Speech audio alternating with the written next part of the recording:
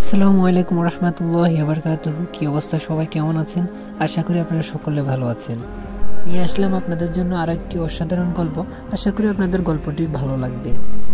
আমাদের আজকের গল্পটির নাম হলো ফিরে আসো না তুমি। তো আর দেরি কিসের? আর দেরি না করে এখনই শুরু করা যাক আমাদের আজকের ভিডিও। আজকের গল্পের আমাদের নায়িকার নাম হচ্ছে মাইশা আক্তার হ্যাপি। হ্যাপির মা হ্যাপিকে বলে উঠলো, আজ গ্রাম থেকে তোর খালা আসবে। হ্যাপি তখন বলল, তো আমি কি করব? হ্যাপির মা বলল, আজকে বাইরে যাস না। হ্যাপি তখন বলল, তারা আসবে বলে আমি বাইরে যাব না, এটা কোনো কথা? হ্যাপির মা বলল, হ্যাঁ, বাসায় থাকলে ভালো হয়, প্রতিদিনই তো যাস, আজকে না হয় নাই গেলি। তখন হ্যাপি বলল, দেখো মা, তোমার বোন আসছে, আসুক, তুমি আপ্যায়ন করবে, আমি গেলাম, আর হ্যাঁ, সময় পেলে আমিও করব। এটা বলে হ্যাপি বাইরে চলে গেল। কথাগুলো বলছিল হ্যাপি আর হ্যাপির মা। আর হ্যাপি একটু রাগী। হ্যাপি বর্তমানে বেসরকারি বিশ্ববিদ্যালয়ে অনার্স 3rd ইয়ারে পড়ে। তারপর হ্যাপির বাবা বলল, মেয়েটাকে আটকাতে পারলে না? হ্যাপির মা বলল, প্রতিদিনই তো একই অবস্থা, কবে আবার আটকাতে পারি বলো? হ্যাপির বাবা বলল, মেয়েটা তো বড় হয়ে গেল, বিয়ে দিতে হবে। বড় মেয়েটা তো সেই যে গেছে, হ্যাপিকে নিয়ে আর ঝুঁকি নেওয়া যাবে না, একটা ব্যবস্থা করতেই হবে। হ্যাপির মা বলল, হ্যাঁ, ব্যবস্থা করতে করতে এটাও যাবে। যে মেয়ের অবস্থা। হ্যাপির বাবা বলল, হয়েছে, তোমাকে বলতে হবে না, কাজ করো তুমি। হ্যাপির মা হুম বলে চলে গেল। সেদিন দুপুরে হ্যাপির মা রান্না করছিল, আর তখনই গ্রাম থেকে আসে তার বোন, আর সাথে একটা ছেলে। ছেলেটির নাম সাজিদ। গ্রামে লেখাপড়া করেছে, অনার্স শেষ করার পর গ্রামে কৃষিকাজ করে। তার শহরে এসে চাকরি না নেওয়ার একটাই কারণ, সেটা হলো তার মা। মাকে একা গ্রামে রেখে সে শহরে আসবে না। বাবা অনেক আগে মারা গিয়েছে, তাই এবার তার মা জোর করে তাকে নিয়ে আসে একটা চাকরি করার জন্য। সাজিদের মা বলল, খোকা, দরজায় টোকা দি। সাজিদ দরজায় টোকা দিল। সাজিদ তখন বলল, মা, ভেতর থেকে তো কেউ আসছে না। সাজিদের মা বলল, কি করা যায় তাহলে? সাজিদ বলল, হ্যাঁ মা, আমি জানি কি করতে হবে। সাজিদের মা বলল, কি করবি? সাজিদ বলল, এই যে একটা সুইচ দেখতে পাচ্ছ না? সাজিদের মা বলল, হ্যাঁ। সাজিদ বলল, এটা চাপ দিলেই হবে। মা তখন বলল, দেখি, চাপ দে। আমি তখন বললাম, এই দেখো। এই বলে আমি কলিং বেলের সুইচটি চাপ দিলাম। কিছুক্ষণ পরে দরজা খুললো আমার খালা। খালা বলল, কি রে, কেমন আছিস? তখন মা বলল, হ্যাঁ ভালো, তুই কেমন আছিস? খালা বলল, হ্যাঁ ভালো। এটা আমাদের সাজিদ না? মা বলল, হ্যাঁ। খালা বলল, আমার বাবা তো কত বড় হয়ে গিয়েছে, কেমন আছিস? আর মাথার নিচের দিকে তাকিয়ে আছিস কেন? মা তখন বলল, জানিসই তো, ও একটু লাজুক বেশি। খালা বলল, আয় আয়, ভেতরে আয়। খালা তখন ভিতরে যাওয়ার সাথে সাথে মামাকে ডাকা শুরু করলো। একটু পরে উনি আসলেন, কথাবার্তা বললেন, খোঁজ খবর নিলেন। এবার তিনি আমার দিকে তাকিয়ে বললেন, কেমন আছো? আমি বললাম, হ্যাঁ খালু, ভালো আছি, আপনি কেমন আছেন? খালু বলল, আমি ভালো আছি। তো কি করছো এখন? আমি বললাম, গ্রামে কাজ করছি। খালু বলল, তাহলে লেখাপড়া করলে চাকরি নেবে না? তখন আমি বললাম, না খালু, ভালোই তো চলছে। খালু বলল, আচ্ছা, খাওয়া দাওয়া করো, পরে কথা হবে, আমি একটু বাইরে যাব। তখন আমি বললাম, আচ্ছা ঠিক আছে। এই বলে হ্যাপির বাবা এখান থেকে চলে গেল, মানে আমার খালু। খালা তখন মাকে বলল, এই বোন, একটু খেয়ে জড়িয়ে নে। মা বলল, তোর ছোট মেয়েটা কই? খালা বলল, বাইরে গেছে। মা বলল, বাইরে কোথায়? খালা বলল, আল্লাহ জানে, তুই আয়, কথা বলিস না, খেয়ে নে। তারপর খাওয়া দাওয়া করে আমার মা আর খালা গল্প করছে, আর আমি তাদের গল্প শুনছি। হঠাৎ আমার খালা আমাকে বলে উঠলো, তুমি বাইরে যাও, ঘুরে আসো। আমি বললাম, না খালা, আমি চিনি না তো, ঘরেই থাকি। খালা বলল, তাও কাছে একটু হেঁটে আসো, ভালো লাগবে। আমি তখন বললাম, ঠিক আছে। এই বলে আমি বাইরে এসে দাঁড়িয়ে আছি, পাশে একটা রিক্সা। ঢাকা শহর এই প্রথম আসা আমার, সবকিছু ভালোভাবে দেখছি। হঠাৎ একজন এসে আমাকে বলল, ভাই ভাই, একটু তাড়াতাড়ি চলুন। আমি বললাম, কোথায় যাবেন? লোকটি বলল, ভাই, দেখতে পাচ্ছেন না, আমার বন্ধুর মাথা ফেটে গেছে, ওকে হাসপাতালে নিতে হবে। আমি বললাম, ভাই, রিক্সা তো আমার।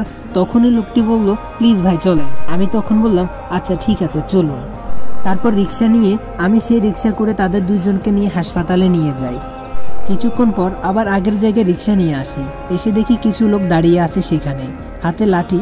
রিক্সাটা দেখা মাত্র চোর বলে ধর করে আমার দিকে এগিয়ে আসে। আমার কাছে আসা মাত্র আমি বললাম, না না, আমি চুরি করিনি। লোকটি বলল, তাহলে কি করেছিস? রিক্সা নিয়ে তো পালিয়েছিলি। তখন আমি লোকটিকে বললাম, আসলে আমি এখানে নতুন এসেছি, আমি এখানে এই রিক্সাটার পাশে দাঁড়িয়েছিলাম, রিক্সার উপর বসা দুইটি লোককেও দেখিয়ে বললাম, এই যে ওনারা আমাকে এসে বলল। তারপর আমি পুরো ঘটনাটা খুলে বললাম। লোকটি বলল, ভাই ভুল হয়ে গিয়েছে, মাফ করে দিয়েন। আমি বললাম, আরে ভাই, আমার কিছু হারালে আমিও এটাই করতাম। তারপরে আমি সেইখান থেকে বাসায় চলে আসলাম। বাসায় এসে মাকে ডাকা শুরু করলাম। মা বলল, কি হয়েছে, ডাকছিস কেন? তখন আমি বললাম, খুব ক্ষুধা লাগছে। মা বলল, তো আমি কি করব? আমি বললাম, খেতে দাও। মা বলল, বাড়ি পেয়েছিস এটা? তখন আমার খালা বলে উঠল, হ্যাঁ, এটা তো বাড়ি। মা বলল, না, ও একটু এইরকমই। তখন খালা বলল, বোন তুই না আমাদের একটু পরে মনে করিস। মা বলল, না মানে? খালা বলল, হয়েছে, থাক, আর বলতে হবে না। এই বলে খালা আমাকে বলল, সাজিদ আয়, তোকে আমি খাবার দিচ্ছি। আমিও সাথে সাথে খালার সাথে চলে গেলাম। তারপর আমি খাওয়া শেষ করে খালাকে বললাম, খালা আমার একটু ঘুমাতে হবে, খাওয়ার পর না ঘুমালে আমার ভালো লাগে না। খালা বলল, উপরে গিয়ে ঘুমা। আমি বললাম, উপরে কোথায়? খালা বলল, জানিস না কোথায়? গেলেই দেখতে পাবি, যা এখন। আমি আর কিছু না বলে উপরে একটা রুমে গেলাম। গিয়ে দেখলাম জিন্স প্যান্ট পরা একটা লোক গায়ে শার্ট পরে আছে, চুলগুলো অনেক বড় বড়। আমি তখন কিছু না ভেবে বললাম, ভাই আপনি ছেলে হয়ে এত বড় বড় চুল রেখেছেন কেন? কথাটি শুনে পেছন ফিরে আমার ধারণা করা লোকটি আর কেউ নয়, ও হচ্ছে হ্যাপি। তখন হ্যাপি আমাকে বলে উঠল, আমাকে আপনার ছেলে মনে হয়? আমি বললাম, আপনি দেখি মেয়েদের ভাষায় কথা বলতে পারেন। হ্যাপি বলল, এই কে রে তুই? মা মা বলে চিৎকার করতে শুরু করলো। সাথে সাথে হ্যাপির মা এসে হাজির।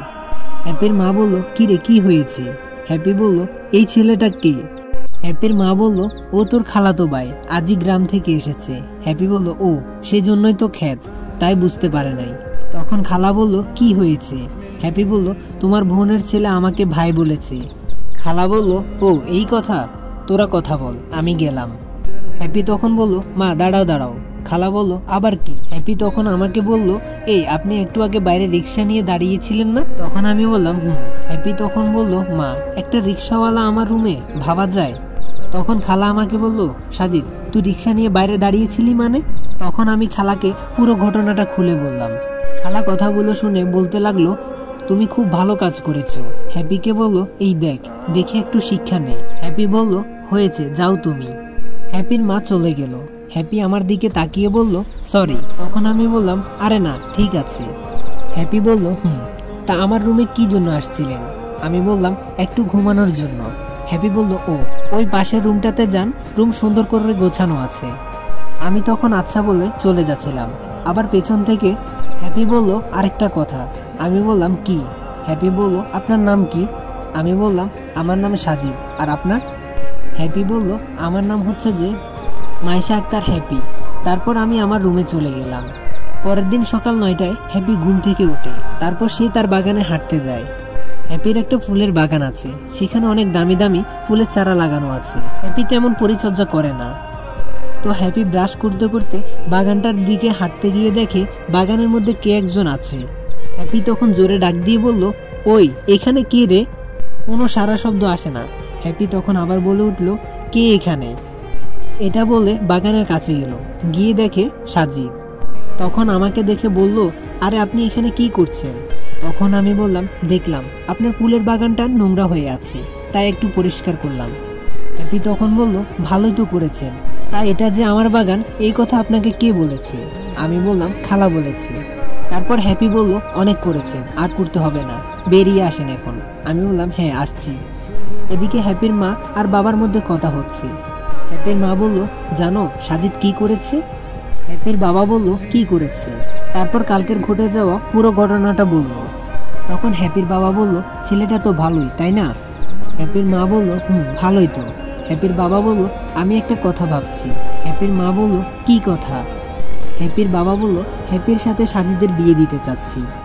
তখন হ্যাপির মা বলল, এ তো খুব ভালো কথা, কিন্তু হ্যাপি তো মানবে না মনে হয়। হ্যাপির বাবা বলল, কেন? হ্যাপির মা বলল, সাজিদ গ্রামের ছেলে, তাই। তখন হ্যাপির বাবা বলল, ওর কথা তো সব সময় থাকবে না, ওকে ডেকে পাঠাও, দেখি ও কি বলে। তার কিছুক্ষণ পরে হ্যাপি আসলো। হ্যাপিকে তার বাবা বলে উঠল, মা তোকে একটা কথা বলি। হ্যাপি বলল, হ্যাঁ বলো। হ্যাপির বাবা বলল, একটা কথা রাখবি? হ্যাপি বলল, কি কথা? হ্যাপির বাবা বলল, সাজিদের সাথে তোর বিয়ে ঠিক করেছি, তুই না করিস না। তো গাইস, আমাদের আজকের নতুন গল্পটি কেমন লেগেছে অবশ্যই জানাবেন। যদি ভালো লেগে থাকে তাহলে like, comment, share and subscribe করে দিবেন। তো সবাই ভালো থাকবেন, সুস্থ থাকবেন, খোদা হাফেজ।